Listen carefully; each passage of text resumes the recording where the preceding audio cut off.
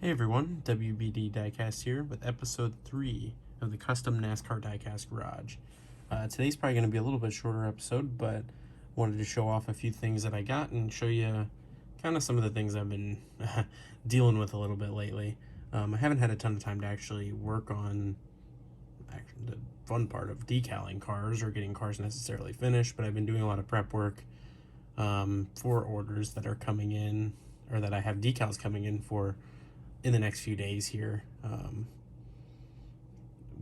So I've been doing a lot of painting, a lot of scraping, a lot of drilling, not a ton of fun stuff that's very good on video, especially when you paint out in a little closet outside of your balcony of your apartment. So maybe I'll show you guys that sometime when it's a bit warmer outside, but we'll start off with some stuff here. I wanted to show you what I got today at Hobby Lobby. Made a little bit of a run to pick up a few new items that I wanted to try and just get some supplies in general. So we'll start out, got some more brushes, which I like these brushes. I just like the size of them. I've used them for a while. This is probably like my 4th set of these brushes. Pretty cheap, just $6. I'm sure there's tons of different brushes you can use. It's not like you need anything specific. I just like those a lot. Second thing, got a new X-Acto knife. Hadn't had one in a while.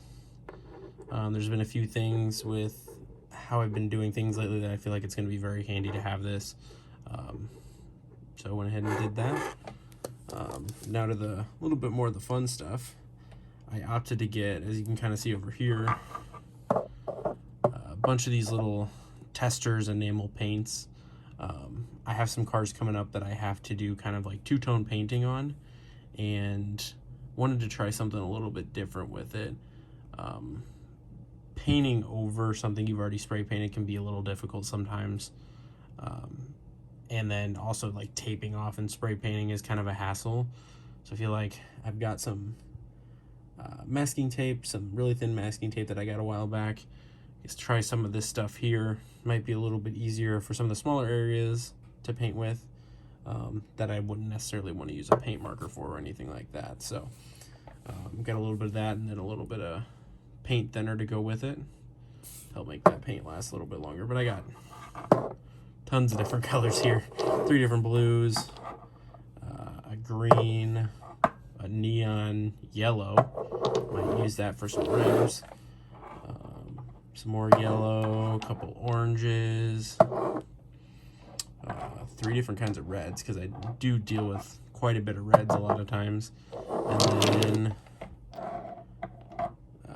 your gray, white, and black.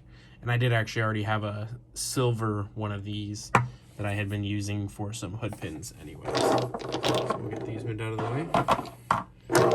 And then the last thing I picked up today is actually this mount right here. Hadn't had a really mount to build off of or anything, but I thought it might be something you could try out for some different scenarios. You can pretty much put it in any form you want to. It has a magnifying glass. I don't think I'll be using it much. Or actually, the way I have it set up right now, it's actually kind of supporting it and holding it up a little bit to make it a bit more sturdy. But yeah, figured I'd give that a try. It was pretty inexpensive. It was only $10, so something I'd seen people using before, and maybe make things a little bit easier.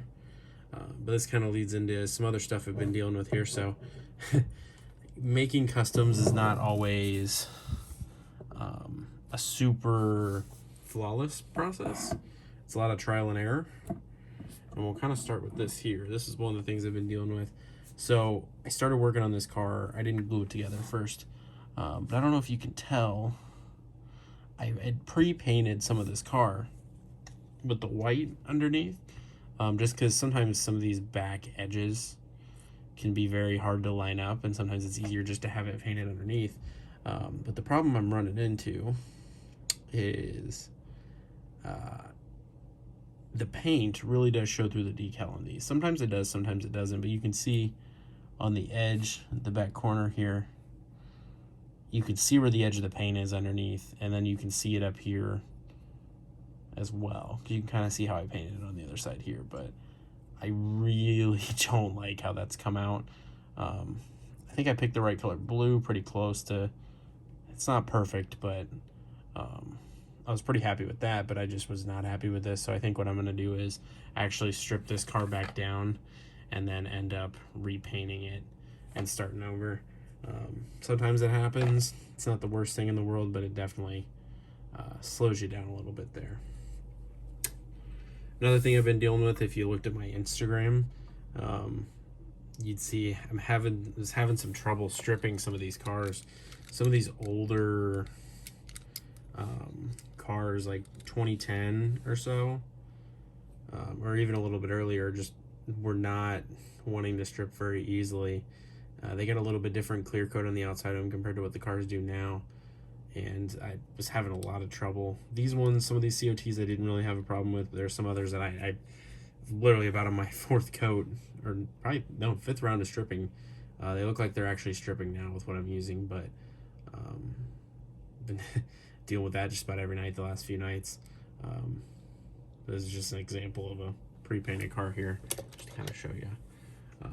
I also picked up some donors, which one of these is going to be used for a custom request, and then a few of these were just some extra ones because COTs have been a little bit harder to come by as of late for some reason. So I'm really just trying to pick them up whenever I can find them. But so I picked these up in a lot, both of these Ford cars. They looked pretty good in the pictures, which to me it doesn't really matter if they're scratched because I'm gonna scrap them anyway. But the big thing here is the windshields on these are absolutely tore up, and actually I just noticed that's a little broken there. But that's a few things I might be able to work with fixing. The windshields, there's definitely some ways I've been researching to try to kind of revive some of those windshields, and I think I can definitely do that. I'll have to see if there's anything I can do to get this little pillar here fixed together. A little sad now that I noticed that, but that definitely happens sometimes, especially with these older cars. They get played with, they get beat up, and sometimes that's the only way to really get these COTs at a reasonable price, especially when I'm pretty much buying it to strip it, so I don't want to get any of the rare ones or anything like that and do it. So I got two of those. I said that was probably in worse condition. This one here is more, I would say, dropped it there. This one here is a little less tore up, windshields in a little bit better condition. No breaking of the pillars or anything like that. And I was pretty happy with these not being yellowed, because sometimes you definitely get that with the windshields and the interiors of these cars. Like you can kind of see this one here where the dash is a little yellowed there. I want to see if I can kind of find a way to unyellow those. I think Diecast Buffet has tried a few things before, so I'll have to ask him about that, see what kind of success he had. But it's definitely some things you just have to deal with when dealing with older cars that not fun, but you do what you gotta do. Some other things here is in that same lot, I picked up a few of these, which I already had a couple. I actually just realized that these actually existed. So this is a checkered flag sports diecast, not your normal like Lionel action series car. But what intrigued me so much is this is technically a 2011, but it's really the 2010 body style. So if any of you are familiar, when they had the COT during 2010, they ended up taking the wing that was on the back deck load away and making it a spoiler. Well, Lionel / Action never actually made any of those. So it's always been kind of a choice when you want a custom made of. All the 2010 cars were made with the big wing on it, but to get it more accurate to what was actually driven on the track, it just wasn't possible unless you broke the wing off and tried to make a makeshift spoiler. Well, they made these, Checkered Flag Sports did, of kind of, it's got the front splitter and the spoiler. It's supposed to be for a 2011, but that type car never ran in 2011. I can't find anything else as far as any different manufacturer, so it's just Ford. But I have a couple ideas of what I can do for this. I was thinking a Matt Kenseth Crown Royal car from 2010. Those usually sell pretty well, pretty popular cars. I might make a few because I have this one and I have another one, which both of these here are a little bit beat up. Might have to try to fix some of the plastic down there because it's not in the best condition, because the front splitter is actually plastic. And then the windows are a little beat up, but they're not too bad. That should shine up with the floor polish clear coat anyways. And then I do have a few that are in boxes as well that are in a little bit better condition. All right, and then next up here, I did end up finishing up this Brad Keselowski Xfinity car here from last year. If you follow me on Instagram, you saw the couple pictures of this car already, but I figured I'd show it off on here a little bit. I gotta clean up this front wheel. It got a little bit dirty there. I'm pretty happy with how this actually turned out. The front wrapping, as you saw in the last video, is not the easiest thing to do. I actually, once I got off camera, I kept messing with it a little bit, and I actually tore it a little bit, so I had to take that decal off and actually put another one on. But everything else went over pretty well. I got it on, and then just really happy with how this car came out. It came out really clean. The tough part with white cars is trying to keep any little specks of dust or anything off of there. So there's a few spots that I notice on here that you probably won't notice on video. You might, but other than that, I put 3 coats of the regular clear coat and then 2 coats of the Tamiya X22, which I'm still trying to work with a little bit. That's another one of the things I've been dealing with, trying to figure out a better solution. Because I don't know if you can kind of notice in the light, you can see on the trunk there, maybe, and on the roof as I go through here, it doesn't settle perfectly. You can see a little bit of brush strokes. So I have some stuff that I'm going to be ordering that might help with that a little bit, make it a little bit smoother, because I'm really happy with how shiny it comes out and how it gets rid of some of the decal texture, but I would love it if it would just settle a little bit better and be just overall smoother. But there's that there. And then last, this is the actual little bit of work we're going to get done in this video. Of the few cars I got prepped, I got a few white cars prepped here. I want to kind of show you because it's kind of similar to the Austin Cindric, the Menards car from the other day, where it was kind of a matte finish, and I was clear coating it first. But in this case, this is white. So the problem I've ran into with the past with the clear coat that I use, the Pledge, the floor glass, it can yellow depending on what kind of paint you have. So the best way to combat that I've found, because every white paint has a little bit of a tint to it, this is actually just regular white primer that I've put a couple different coats of to completely cover it. Well, when you do this, it's actually what I use for the Brad Keselowski car. It doesn't yellow. So in order to, before I can put the decals on, I have to clear coat it because it has to have a glossy finish to actually, for the water slide decals to really stick very well. So I've got this one here, and then also this 2019 Camaro. And what these cars are going to end up being, which I don't have the decals quite on hand yet for, the Camaro is going to end up being a Chase Elliott 2019. I can't remember. It's the car he ran at Phoenix. The one that he wrecked in and ruined his championship hopes. At least that rebounded the next year. And then this one here is going to be a 2020 Kevin Harvick Fields car, similar to the one that Chase Briscoe also ran in the Xfinity series. I don't remember which track he ended up. I think he was supposed to be ran at Atlanta. I don't know if it was run at Atlanta, but I should have those decals actually in tomorrow. So I'll probably make a video of getting those. But let's go ahead and get some clear coat on these things. I usually do 2 coats prior to actually putting decals on, which gives it, because like 1 coat I feel makes it a little glossy, but not quite ideal. And I do just use the Pledge, which I've reused one of my bottles here for. Shouldn't take very long at all.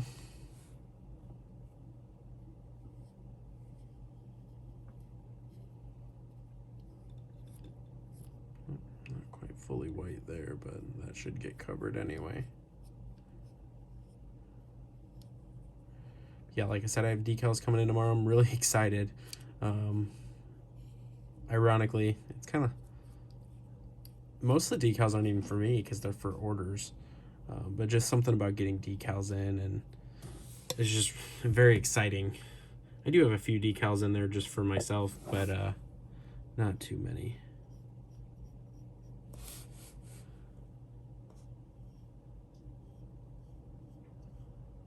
I probably won't coat the windshields here because these windshields are in pretty good condition, pretty clean. I didn't have to touch them too much.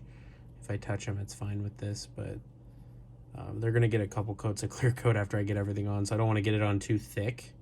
Otherwise, you'll definitely see where there's clear coat on it. Get turned around here.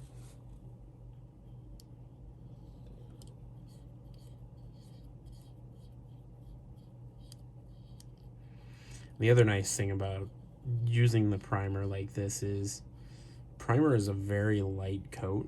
It's not very heavy, so it really shows any sort of extra details in the diecast body.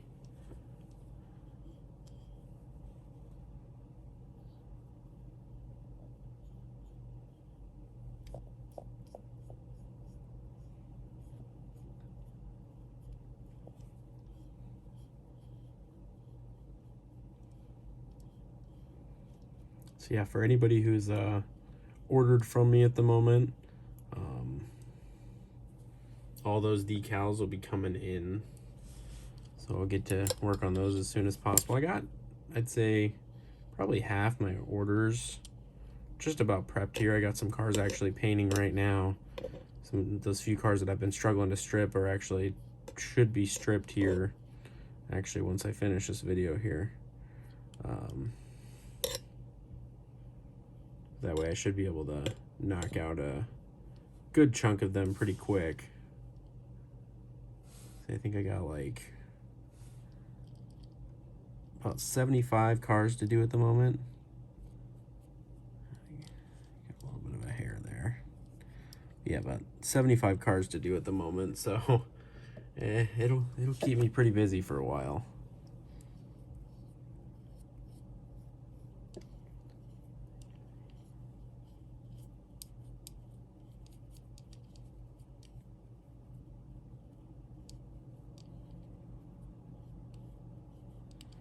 Okay, got that one. Just to make sure I don't have any little imperfections or anything while it's still kind of wet here and I can actually mess with it. Do that. Okay, so there's the first one done there. We'll set that over here to dry. I'll grab the Mustang.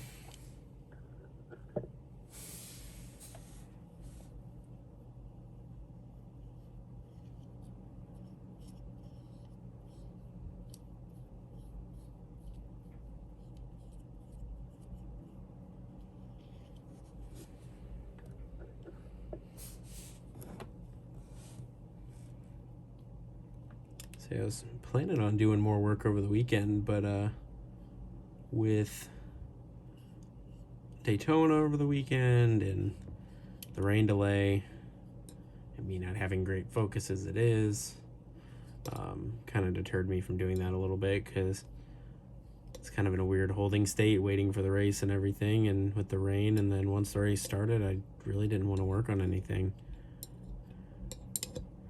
So I was hoping to have all the cars that I needed to get ready for orders prepped prior to the decals coming in, but that's a perfect world.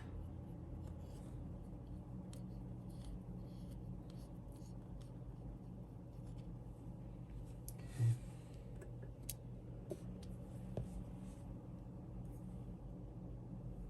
Oops. To touch that up.